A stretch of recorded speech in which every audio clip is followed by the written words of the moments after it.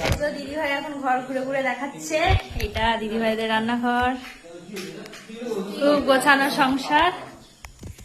এটা ব্যালকনি। বাবা, ব্যালকনি থেকে তো ভালো হাওয়া আসে গো। এখানে না কিছু গাছ রাখতে পারো গো।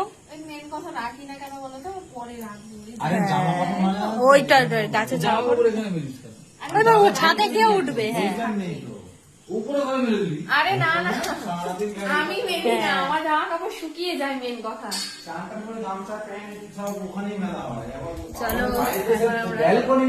এখানে আবার কে গামলায় খেতে দিত, দিয়ে সব ফেলিয়ে তারপর মানে ওরকম করেছে। ওই দেখ চলো তোমাদের দেখিয়ে না, ওটা দেখাই। দেখ ওটাকে কি না না ভেজে না, এই দিকটা থাকে। আমাদের সদস্য দেখো। এই ঘরটা খোলো, লাইটটা জ্বালাই দাও, চাবিটা দাও। কোথায় কোথায়? ও বাবা,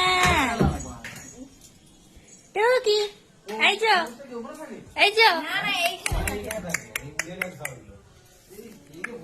কিছু করবে না। আরে কদিন ধরে বৃষ্টি হচ্ছে না দাদা।